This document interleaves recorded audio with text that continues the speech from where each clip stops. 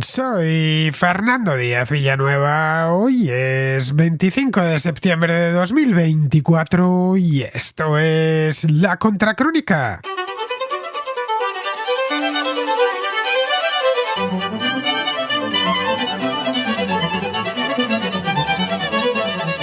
La tensión continúa en el Líbano tras la operación de los Buscas de la semana pasada. No se puede hablar aún de guerra a gran escala, pero no han cesado los ataques mutuos. Hezbollah ha atacado repetidas veces el norte de Israel, una franja de terreno que fue evacuada hace un año tras el estallido de la guerra en Gaza y que hoy se encuentra ocupada por el ejército. Los israelíes han respondido. En los últimos días se han producido varios ataques aéreos contra 1 millar de objetivos que, según asegura el gobierno israelí, son todos de carácter militar. No lo ven así en el Líbano, donde denuncian que los ataques están siendo indiscriminados y han ocasionado ya la muerte de unas 500 personas, incluyendo a mujeres y a niños. La operación persigue, según han revelado las fuerzas de defensa de Israel, debilitar la capacidad artillera de Hezbollah, compuesta por misiles de crucero, cohetes de medio y corto alcance y drones. El ministro de Exteriores israelí ha enviado una carta al Consejo de Seguridad de Naciones Unidas para que se cumpla la resolución 1701, que obliga a mantener a los grupos armados al norte del río Litani, un río que fluye de este a oeste en el sur del Líbano y cuya desembocadura se encuentra a unos 30 kilómetros de la frontera líbano-israelí. Mientras eso no se cumpla, seguirán atacando. Por ello han pedido a la población civil que evacúe la zona, especialmente los edificios en los que Hezbollah custodia su arsenal. La escalada ha suscitado temores de una guerra total entre los dos bandos, que llevan ya casi un año enzarzados en una guerra de baja intensidad. Según el ejército israelí, Hezbollah ha disparado casi 9.000 cohetes, misiles y drones contra Israel. El ejército israelí también ha atacado el Líbano más de 8.000 veces por aire, con drones y con misiles en el mismo periodo. Israel, entre tanto, ha añadido un nuevo objetivo oficial de guerra: garantizar que unos 60.000 residentes evacuados hace un año del norte del país puedan regresar a sus hogares. Para ello necesita alejar de la frontera a las unidades de Hezbollah que ataquen esa comarca en solidaridad con los palestinos de Gaza. Los líderes de Hezbollah aseguran que cesarán los ataques tan pronto como concluya la guerra en Gaza y se levante la ocupación. Pero eso parece que va para largo. Israel se ha empantanado en Gaza, donde todavía un centenar de secuestrados el día 7 de octubre permanecen en manos de sus captores. Las negociaciones de paz se encuentran en vía muerta por el momento y nadie acierta a poner una fecha para el fin del conflicto. En Israel muchos temen que antes de haber terminado lo de Gaza se metan en otra guerra en el norte, lo que agravaría aún más la crisis económica, exigiendo de pasos nuevos sacrificios. Pero para que estalle una guerra hacen falta dos. Los de Hezbollah no parecen por la labor de embarcarse en una ofensiva a gran escala, para la que sin duda están preparados, pero que les supondría un insoportable desgaste tanto en el ámbito militar como en el político. Se enfrentan, por lo tanto, ante un dilema: o traicionan su palabra de apoyar a Hamás o conservan su arsenal artillero. Lo primero implica interrumpir los ataques contra el norte de Israel. Solo con eso podrán conseguir lo segundo.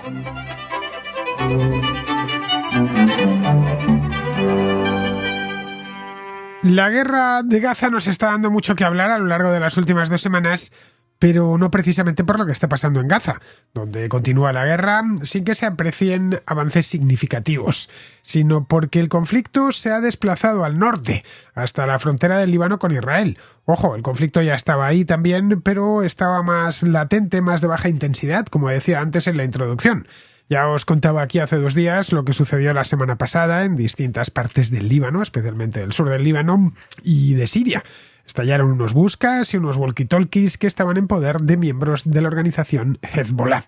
Os decía el otro día que había posibilidad de que esto se tradujese en una guerra a gran escala entre Israel y Hezbollah, que también había la posibilidad de que se quedase la cosa como estaba, es decir, que no, más allá de algún ataque menor, no fuese a más, o que los ataques, la guerra de baja intensidad, aumentase un poquito de intensidad. Es decir, que empeorase la situación en la zona fronteriza sin llegar a ser una guerra, como por ejemplo la que hubo en el año 2006. Bien, esto último ya estaba sucediendo desde el mismo día después de la operación de los Buscas. Hezbollah, que se sentía profundamente humillado por el éxito de esta operación de la inteligencia israelí, realizó unos cuantos ataques en el norte de Israel. Se sentían como obligados a responder después de aquello. El norte de Israel, el distrito norte de Israel, no todo el distrito, pero sí una parte, la más cercana a los últimos kilómetros antes de la frontera con el Líbano, es una franja de terreno hoy por hoy deshabitada, al menos habitada por población civil. Hay militares y bases militares, pero no israelíes civiles. La población civil que sí vivía allí fue evacuada a otras partes del país pues hace ya casi un año, a principios de octubre del año pasado, poco después de que empezasen las operaciones en Gaza. Estos primeros ataques que hicieron los de Hezbollah la semana pasada han sido respondidos por parte del ejército israelí con unos ataques aéreos realizados sobre distintos puntos del sur del Líbano y de Beirut, de la capital, del sur de Beirut, que es donde es el bastión de Hezbollah en la capital. Bien, pues en cosa de una semana, Israel ha logrado degradar de forma apreciable la capacidad militar, los sistemas de comunicación y la cadena de mando de Hezbollah. Esta es la realidad. Una semana después, primero vino la explosión de los buscas y de los walkie-talkies, que afectó de manera decisiva a sus comunicaciones internas. Luego vino el asesinato del comandante de operaciones Ibrahim Akil. Esto fue el viernes, junto con otros 14 altos comandantes de la fuerza Radwan. Este fue un gran revés para los dirigentes de Hezbollah, concretamente para la unidad de mando del grupo, el llamado Consejo de la Yihad. De los miembros fundadores de la estructura militar de Hezbollah, solo sobrevive hoy uno, un tipo llamado Ali Karaki. Esta escalada se produce después de que el gobierno israelí se decidiera a concentrarse en la amenaza que supone Hezbollah en el norte del país, o para el norte del país al menos. El lunes pasado, el gabinete de seguridad del primer ministro de Benjamín Netanyahu decidió fijar un nuevo objetivo de la guerra. El otro objetivo, este es aparte del anterior, este es uno nuevo, el otro es recuperar los rehenes, evidentemente, y acabar con... Bueno, serían tres en este caso. El primero sería recuperar los rehenes, el segundo acabar con Hamás, y aquí tendríamos un tercero, que es el retorno de los residentes israelíes al norte del país. No es mucha gente, pero tampoco es poca. Son 60.000 personas que salieron de los pueblos y de las aldeas del distrito norte de Israel para evitar que muriesen a causa de los ataques artilleros que desde el 8 de octubre de 2023 realizan las milicias de Hezbollah desde el otro lado de la frontera. Esto lo sabemos desde el primer día. De hecho, a consecuencia de estos ataques que se realizaban desde el sur del Líbano, hace cosa de un año hablábamos de que podría verse Israel, en el peor de los escenarios, envuelto en una guerra a dos frentes, uno en el sur en Gaza y otro más en el norte en el Líbano.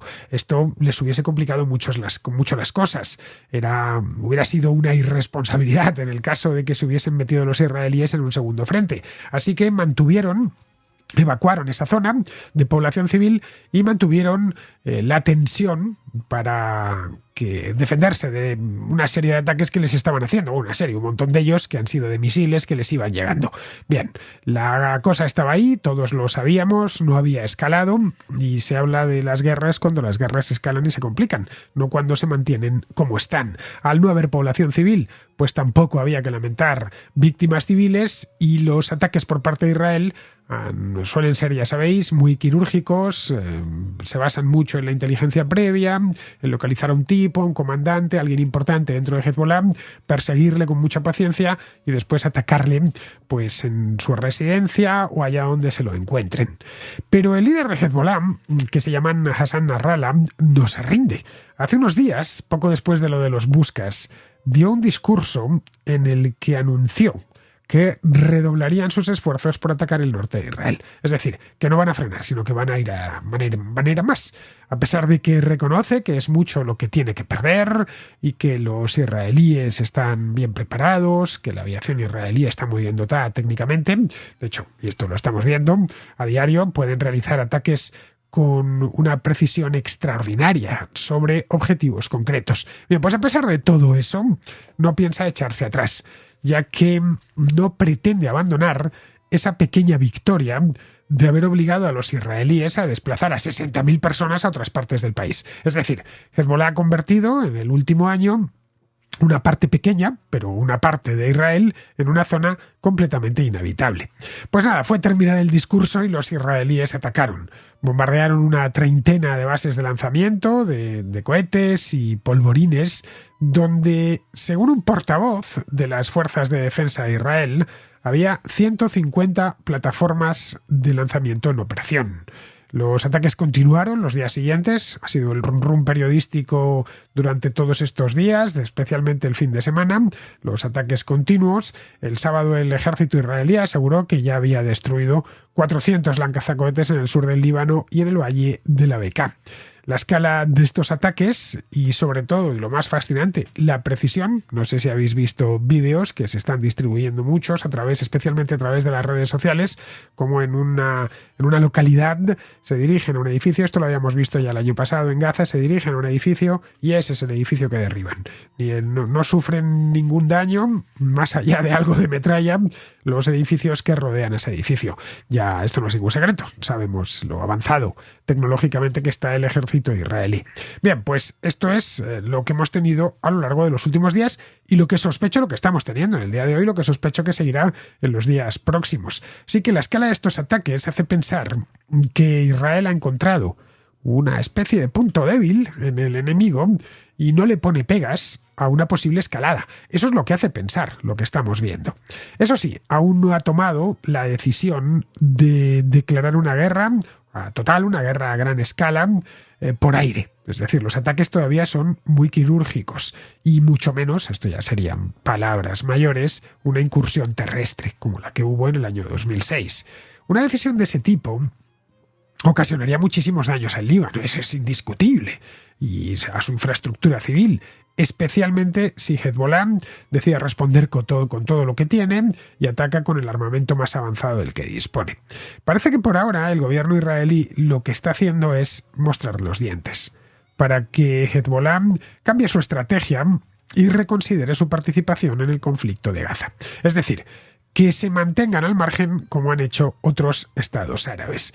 Esto y la propia agenda de Benjamín Netanyahu. Sigue habiendo 60.000 personas que están fuera de su casa desde hace un año. Vamos a tratar de meternos en la piel de toda esta gente. Es normal que estén reclamando al gobierno pues que hagan algo para devolver la paz y la tranquilidad a esa parte de terreno israelí que está en el norte del país, porque al principio era una emergencia y bueno, nadie le pone pegas a una emergencia puntual irse de su casa, pero cuando ves que no puedes volver a casa y han pasado un año ya y que puede pasar otro año y no puedes recuperar tu vida normal, pues empieza a ser un poco irritante. Así que Netanyahu, que como os he dicho muchas veces, tiene serios problemas de popularidad dentro de Israel y trata de mantener su gobierno contra viento y marea y apuntarse ciertos éxitos, el de los Buscas, por ejemplo, ha sido un éxito clarísimo, pues si consigue pacificar esa zona y que estas 60.000 personas vuelvan a su casa en el norte del país, eso lo puede vender bien. No hemos terminado con lo de Gaza, pero al menos hemos solucionado ya la parte del distrito norte,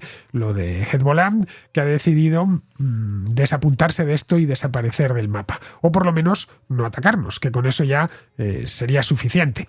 Las pérdidas que sufrió Hezbollah la semana pasada fueron grandes. No hay más que ver los partes de bajas que ha dado el propio Hezbollah, más la cantidad de comandantes de esta milicia que se ha informado y que además en algunos casos hemos podido ver los funerales, los vídeos de los funerales. Pero la batalla de disuadir a Israel de seguir avanzando en Gaza, esa la perdieron hace tiempo. La perdieron hace meses. Ellos se metieron a bombardear a Israel al norte, concretamente, hace casi un año, con la idea de que eso disuadiese a Israel de ir más allá, pero no ha sucedido. Desde octubre del año pasado, cuando los de Hezbollah decidieron atacar a Israel en apoyo de Hamás, Israel les ha devuelto el fuego y además les ha hecho muchísimo daño con estos ataques de precisión. Lo ha hecho además, como han sido de precisión, en gran medida sin causar demasiadas víctimas civiles. En el último año, Israel ha matado a unas 500 personas, la mayor parte de ellas militantes de Hezbollah, incluyendo, y esto es lo más importante y desde luego para ellos lo más valioso, a algunos comandantes de alto nivel, como Wissam al-Tawil, Taleb Abdullah o Fuad Shukr, que lo liquidaron el pasado mes de julio.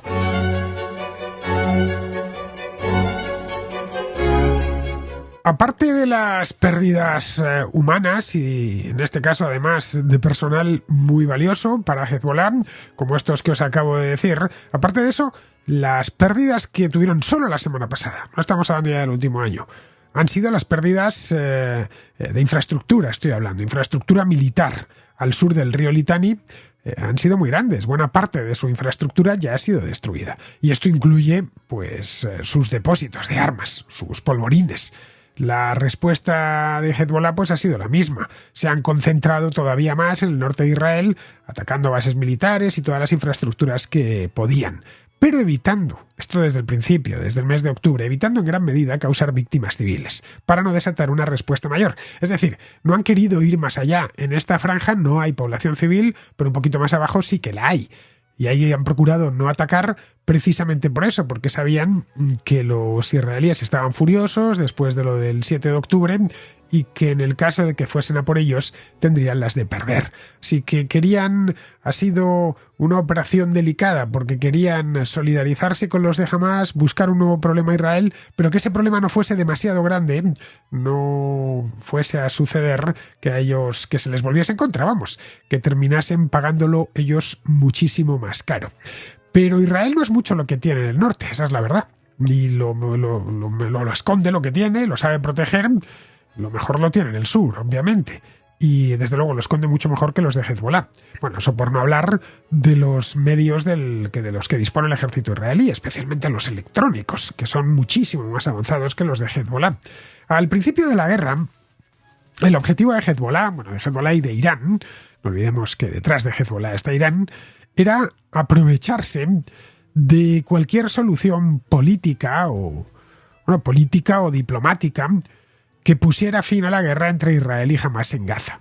Es decir, sacar partido de lo que saliese de ahí. Pero en el camino, buscando eso, consiguieron una gesta, una hazaña sin precedentes, que fue, trasladar la zona de contención, la zona colchón, del sur del Líbano, es decir, del Litani a la frontera, al norte de Israel. Lo que se ha quedado inhabitable es una parte de Israel, no una parte del Líbano. Como digo, 60.000 personas se han tenido que ir de allí. Hezbollah esto lo ha sabido aprovechar. Lo ha sabido aprovechar de cara al interior del Líbano. Lo está vendiendo hacia sus votantes y su público como el mayor logro de la historia de la banda contra Israel. Bueno, esto mismo es lo que Netanyahu quiere invertir ahora, quiere darle la vuelta. Devolver la zona de colchón al Líbano y que el área fronteriza en territorio israelí vuelva a ser habitable por población civil. Esto plantea un problema serio para Hezbollah. Están caminando sobre el filo de una navaja, preguntándose cuántas pérdidas más pueden soportar, tanto pérdidas humanas como materiales. Israel ve esto como una oportunidad para seguir presionando y aumentar, hacer crecer el precio para Hezbollah hasta que ese precio se vuelva completamente insoportable. Aunque una guerra a gran escala entre Israel y Hezbollah es una posibilidad real, no hay que eliminarla nunca. Se puede torcerse cualquier cosa y que estalle algo como lo de 2006. Esa zona es delicadísima en todos los aspectos y más de un conflicto y más de una guerra ha empezado de manera inesperada. Bien, hasta ahora ambas partes han preferido evitarla.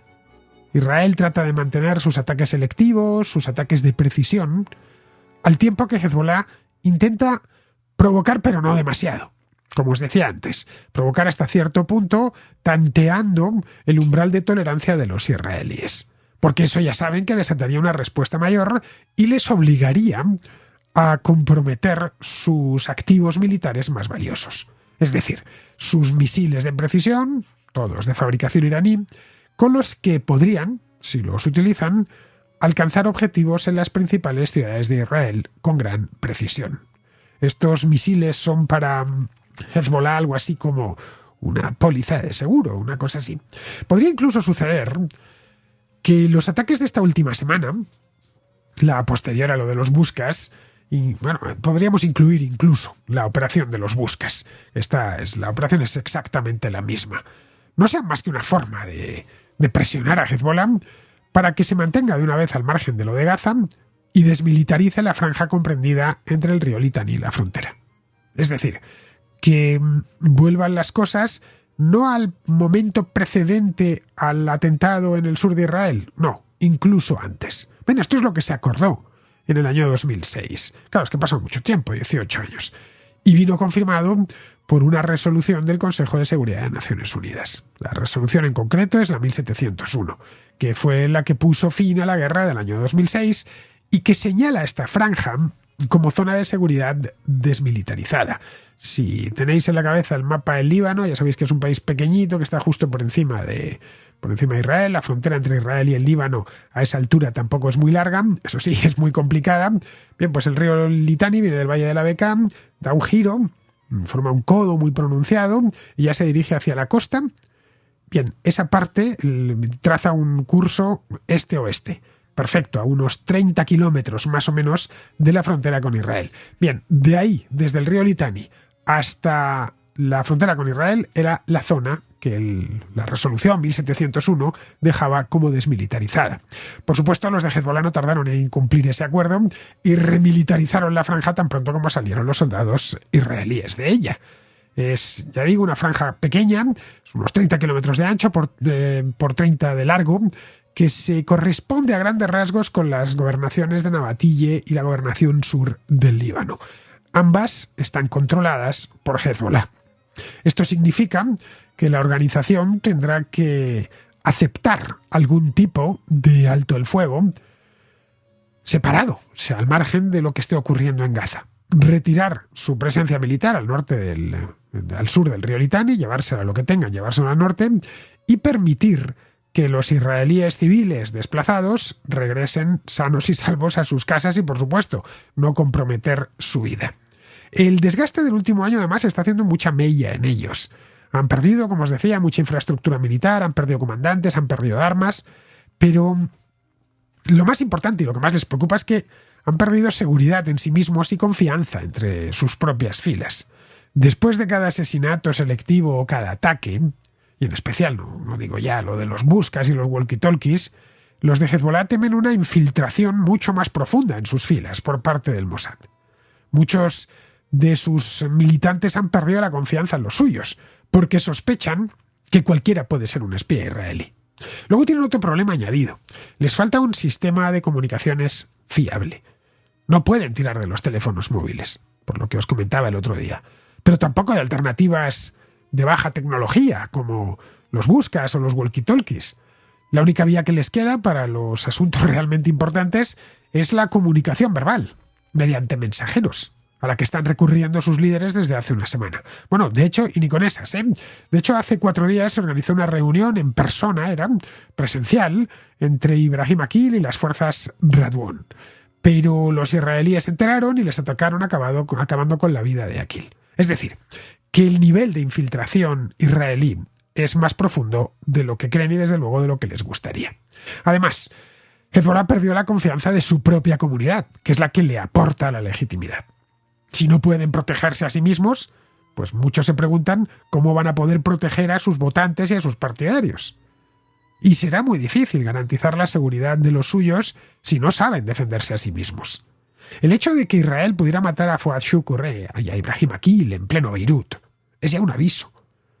Todas esas pérdidas, además de la incapacidad de Hezbollah para llevar a cabo una respuesta militar eficaz contra Israel, son muy humillantes. Pero en el plano militar es peor aún. En el plano militar, Hezbollah está peor que nunca.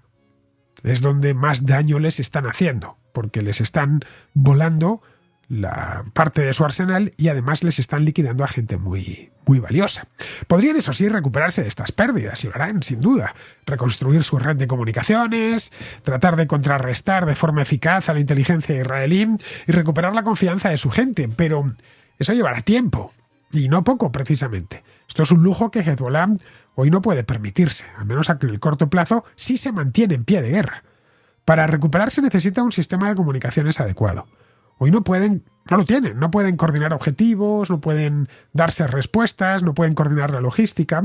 Tampoco pueden valerse sin riesgo, desde luego, 100% seguros, de comunicaciones verbales o escritas, parecidas al sistema que Hamás utiliza actualmente en Gaza.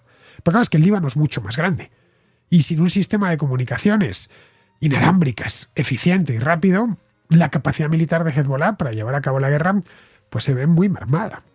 Luego hay otra cosa importante, y es que han perdido demasiados comandantes. Los buscas explotaron en la cara de miembros de alto nivel, de militantes de alto nivel, de combatientes con habilidades especiales, es decir, aquellos que necesitaban especial protección y privacidad en sus comunicaciones. Luego, Hezbollah todavía no ha descubierto hasta qué punto está infiltrado por la inteligencia israelí. Deben estar en estos momentos analizando todos y cada uno de los aparatos electrónicos que poseen, desde una calculadora de mesa hasta un televisor. Pero también les podrían haber instalado explosivos en motocicletas o en automóviles.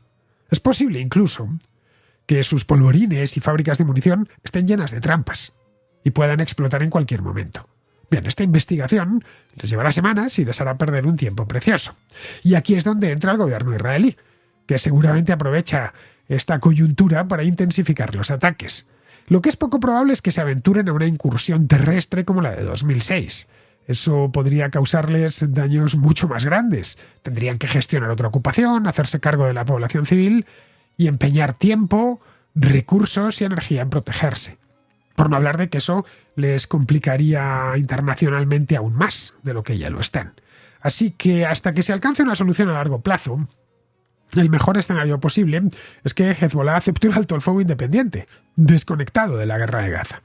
Eso, sin duda, supondría una traición a sus hermanos palestinos, pero están teniendo dificultades serias para mantener el frente norte, o mejor dicho, lo están manteniendo a costa de un sacrificio de hombres y de material muy grande, por un asunto que en principio les es ajeno. La de Gaza no es su guerra es otra. Hezbollah, no lo olvidemos, es una organización libanesa, no palestina. Es razonable que apoyen a los palestinos, pero no si eso supone debilitar su posición en el Líbano y comprometer su fuerza allí.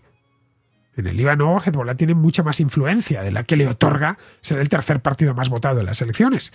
Las de 2022 obtuvieron el 19% de los votos, su partido popular, pero no el primero del país. Esa influencia extra se la debe al hecho de tener un ejército bien armado y entrenado. Si pierde eso, perderá también su posición predominante y su capacidad para llevar la política libanesa en una dirección o en otra. Así las cosas, tendrá que elegir entre ambas cosas. O traición a los palestinos o sobrevive a esta guerra. I don't think so. No, no, no, no. I don't think so.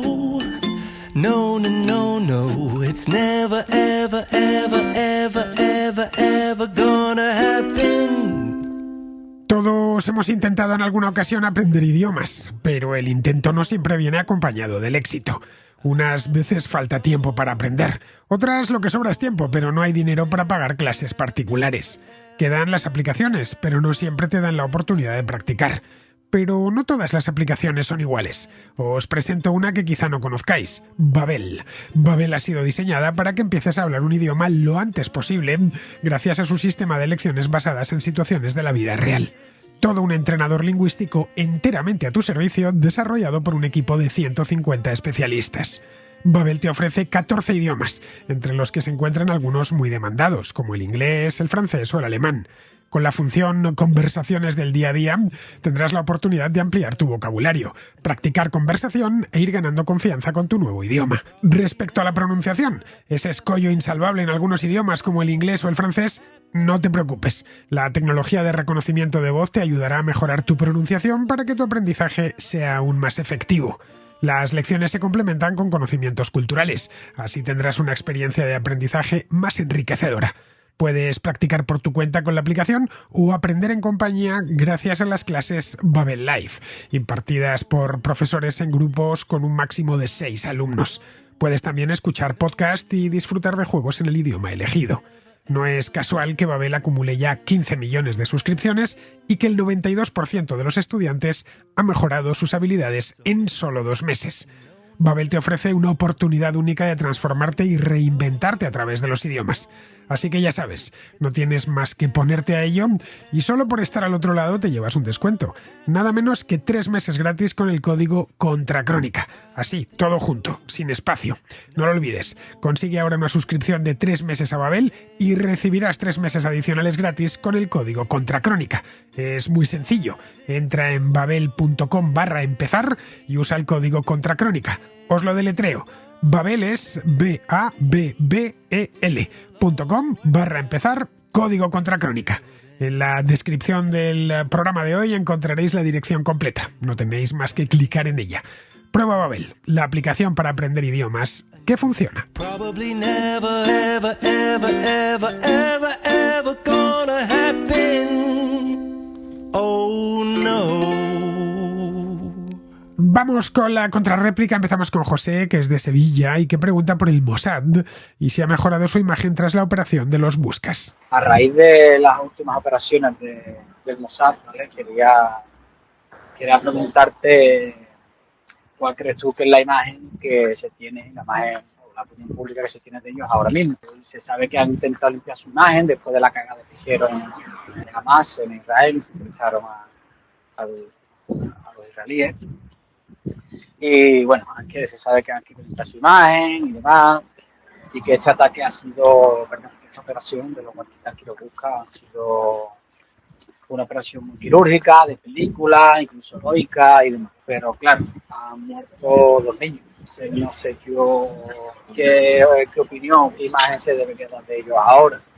Si es verdad que en todo conflicto hay daños colaterales, ¿no? Porque a mí un poco la duda si ya limpia su imagen. Se sabe que tanto Hezbollah como Hamas son grupos terroristas, que uno está en el Líbano y el otro está en Gaza. Y que Israel en sí es un estado que prácticamente tiene garantizados sus derechos, es un país libre. No posicionarme porque sé dónde está la libertad y dónde no, pero sí me da una opinión completamente segura de lo que realmente está sucediendo. Y bueno, simplemente era eso, ¿no? ¿Crees tú que a raíz de esta operación de los guardias, que los busque y demás, incluso sabiendo que se han muerto 2 niños, que han muerto 2 niños, han podido limpiar un poquito su imagen? El Mossad, José, es una agencia de inteligencia. Su labor es ser efectiva, no ser popular. Los servicios de inteligencia, también conocidos como servicios secretos, tratan de pasar desapercibidos. De hecho, la operación de los Buscas ni siquiera la ha reivindicado el Estado de Israel. Y, por supuesto, el Mossad no ha dicho nada, no ha emitido una nota de prensa ni nada de eso. Cuando los servicios de inteligencia, israelíes o de cualquier país, organizan una operación, tratan de apuntar de manera muy selectiva a los objetivos, pero eso no impide que a veces haya víctimas colaterales. En esta operación de los Buscas ha habido muchas víctimas colaterales porque esos aparatos explotaban en cualquier circunstancia. Podía haber niños, ancianos o cualquiera que estuviese allí. No sé si has visto un vídeo que se ha publicado en las redes sociales, en el que, y te apareció también en los periódicos, en el que una cámara de seguridad de un supermercado graba la explosión de uno de los Buscas. Un tipo que está comprando fruta, lleva el Busca en su bolso y de pronto explota. Afortunadamente ese no causó la muerte de nadie. De hecho, ese Busca ni siquiera mató a su propietario, simplemente le dejó mal herido en el suelo. Pero vamos, podría haber sido peor. Bien, mucha gente ha tachado esta operación de los Buscas como terrorismo. Bien, en ese caso todos los servicios de inteligencia del mundo actuarían como terroristas, porque su trabajo es completar con éxito la misión que les han encargado. Si la misión es muy arriesgada, pues puede suceder que mueran inocentes. A mí personalmente me parece mal, pero es que lo que me parezca a mí es intrascendente. Yo me limito a observarlo, a entenderlo y a contarlo. Las relaciones internacionales per se son inmorales. Ya sabes que en política exterior no hay consideraciones morales, hay intereses. Un servicio de inteligencia exterior como el Mossad contribuye a que su Estado, que es el de Israel, alcance sus objetivos y defienda sus intereses. Luego ten en cuenta otra cosa. Estos dispositivos explotaron a unas personas muy concretas en el sur del Líbano y en Beirut, bueno, y en Siria también. Una serie de personas que forman parte de una organización terrorista que tiene declarada la guerra a Israel. Lo que sería inexplicable es que empezasen a explotar Buscas en otras partes del mundo, que nada tienen que ver con este conflicto. Es decir, que no han explotado esos dispositivos en Chipre, en Bulgaria o en Portugal, donde no hay grupos hostiles hacia el Estado de Israel. Grupos armados que les pongan bombas y que les ataquen con cohetes. Eso es lo que hace Hezbollah, atacar de forma rutinaria los pueblos y aldeas del norte de Israel. Así que esto se inscribe dentro de una acción de guerra. Hezbollah e Israel están en guerra desde hace muchos años. Lo ideal de una guerra es que no haya víctimas civiles, pero a veces sí las hay. Lo que no pueden hacer las partes beligerantes es atacar deliberadamente a la población civil. El derecho internacional humanitario, lo que se conoce como las leyes de guerra, es muy claro al respecto. Los ataques siempre deben de ser proporcionales, es decir, que el daño causado a la población civil o a los bienes de carácter civil no debe ser excesivo en relación con la ventaja militar directa que se espera obtener, y las partes en conflicto deben tomar todas las precauciones posibles para verificar que los objetivos a atacar son militares y para evitar o minimizar en la medida de lo posible las víctimas civiles y los daños a los bienes de carácter civil. Así que este ataque se inscribiría dentro de una guerra, no es que hayan atacado así por las buenas. Bien, seguimos con Manuel, que es de Las Palmas, y que pregunta por la inmigración en las Islas Canarias, que este año está siendo especialmente, el problema está siendo muy, pero que muy problemático. Y soy un nuevo contraescucha y estoy encantado con tus programas porque me parecen un pozo de libertad, cordura y cierto grado de adultez, por llamarlo de algún modo, que necesita este país. Te quería comentar el tema, y al ser de Las Palmas, pues soy muy sensible al tema.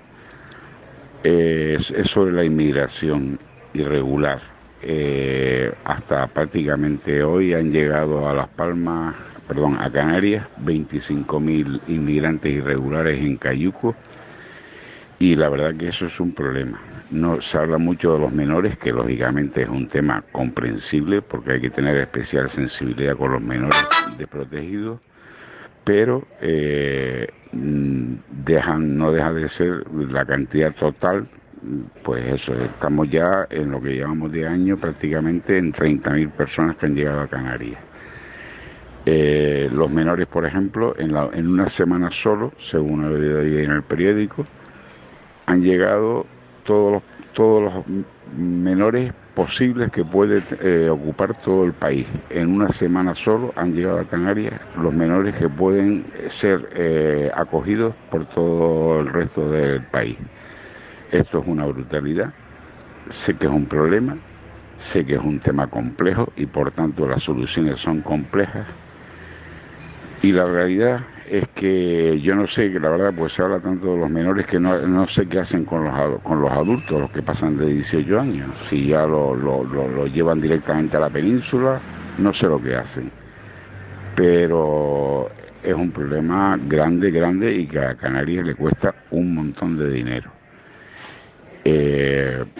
Por otro lado, he visto que lo que llega mucho cuando se habla de menores son chicos de 16, 17 años con poca preparación o escasa preparación, y eso, claro, es un problema porque en el sentido de que no aportan a la sociedad española pues conocimiento y por tanto una mejor y fácil integración en la sociedad. Aparte de que la religión musulmana siempre le cuesta más, por la experiencia, adaptarse a las costumbres occidentales.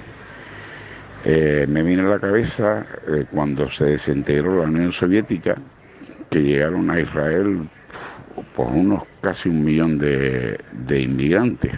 Pero claro, o sea, Israel pasó sus problemas porque integrar a 1 millón de personas en cuestión de 4 o 5 años, pues no es fácil. Pero es verdad que una de las cosas que jugaron a favor de Israel es que eran personas con estudios bien preparadas, con conocimientos, y que al final han aportado a Israel pues un montón de cosas positivas. Prueba de ello es que hoy prácticamente una cuarta parte de los profesores de las universidades israelíes son de origen soviético. Pero no es el caso de la inmigración irregular que llega a Canarias, desgraciadamente. Y bueno, y no sé qué opinas tú del tema. Yo seguramente se ha hecho alguna contracrónica sobre este tema, pero yo soy un nuevo en esto, en tu programa, y ahora estaré atento a todo. pero es un tema que me gustaría hablar, sabiendo, como te digo, que es un tema complejo y que las soluciones son complejas. Y no creo que haya ningún país que haya dado con el kit de la cuestión para solucionarlo. Y por último quería decir que en el fondo el tema de los menores, si son menores, verdaderamente menores de edad, es una oportunidad para el país, una oportunidad para enseñarles, para darle una formación que aquí en Canarias hace falta y debido también a la baja natalidad de nuestro país. Pero creo que, claro, eso necesita fondos públicos y una previsión y organización que desgraciadamente no tenemos ni en Canarias ni en el resto del país, y tampoco creo que haya ganas. Porque si coges a un niño de 6 años, pues claro, le puede dar una formación, pues, se pueden adaptar con más facilidad a las costumbres occidentales, más que a chicos de 16 o 17 años que no tienen formación y que al final vienen buscando un sitio mejor, pero que tampoco ponen ellos a veces lo necesario en formación, salvo casos contados. Por lo menos esa es mi opinión. Y era ver qué te parecía a ti el tema. Y nada, un saludo, muchas felicidades por el programa, y te digo, estaré atento a todas tus crónicas, tanto en vídeo como en radio. Venga, un abrazo, gracias, buen día. Pues sí, Manuel, lo de los inmigrantes en Canarias es un problema muy serio. La semana pasada estuve en Las Palmas y me estuvieron contando allí con más detalle todo lo que estaba sucediendo. Es un problema serio porque está llegando mucha más gente de la que las islas tienen capacidad de acoger. Ten en cuenta que la mayor parte de los inmigrantes que llegan en cayucos, la mayor parte de ellos son africanos, no se dirigen a Canarias, sino a la Unión Europea, y saben que las Canarias son parte de España y por lo tanto de la Unión Europea. Hacen ese cálculo antes de salir. Saben que una vez en Canarias podrán pedir refugio y de una manera u otra conseguirán llegar al continente. Una vez en el continente, pues tratarán de seguir rumbo al país al que se dirijan, que desde que salieron, además, llevan con esa idea, que por lo general pues suelen ser países del centro de Europa, Francia, a veces incluso las Islas Británicas. Cuando uno de estos inmigrantes se sube al cayuco en la costa de Senegal o de Mauritania, tiene muy claro hacia dónde se dirige, porque emprender ese viaje le ha costado mucho dinero. En ocasiones, sus familias se endeudan para que uno de sus miembros pueda emigrar. Y, por supuesto, no quieren dar un solo paso en falso. De maneras que lo que está sucediendo en Canarias es lo mismo que está pasando en otras zonas fronterizas de la Unión Europea. Caso de Ceuta, Melilla, las Islas Griegas o la isla de Sicilia. Se encuentran de golpe con un montón de gente que llega a sus costas en embarcaciones precarias. Como es obvio, el trayecto no lo han hecho en ese cayuco. Las costas de Senegal o de Mauritania están muy lejos de Canarias, como para hacer el trayecto en un esquife atestado de gente. Hay un gran negocio, como bien sabes, en torno a la inmigración ilegal. Mafias que operan en el norte de África y en el África subsahariana que se encargan de remolcar esos cayucos y dejarlos cerca de las costas europeas. Controlar ese tipo de tráfico, aún en alta mar, yo creo que tendría algún tipo de utilidad. Pero claro, es que es mucho el mar que hay que controlar. Y como canario ya sabes que el océano es inmenso.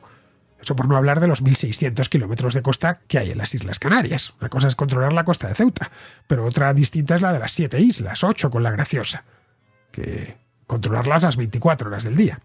Respecto a soluciones más a corto plazo, pues no lo sé, haría falta tramitar las solicitudes de refugio lo antes posible, cosa que ahora mismo no sucede. En el caso de que esas solicitudes fuesen denegadas, pues devolver al migrante a su país de origen, si es que se conoce su país de origen. El problema, como bien has dicho, es muy peliagudo y requiere una solución no ya a escala nacional, sino a escala europea, porque a donde vienen no es a las Canarias, la mayor parte de las veces ni siquiera a España, vienen a la Unión Europea. Bien, pues vamos a terminar, vamos con Pizarro, que nos habla de lo que ha pasado en Alemania, concretamente en Brandeburgo, Turingia y Sajonia. Los políticos alemanes han jugado a solucionadores de movimientos migratorios mundiales y a modificadores climáticos planetarios, con los resultados esperables. Los alemanes de a pie, beneficiarios de estos resultados, están tentados de cambiar de políticos, lo que no va a solucionar ninguno de los juegos que se traen los actuales, pero podría renovar el aire en los despachos. Un cordial saludo de Pizarro. Y hasta aquí, queridos amigos, llega la contracrónica de hoy. Estamos a día 25, mañana 26, jueves, y estaré de vuelta. Hasta mañana.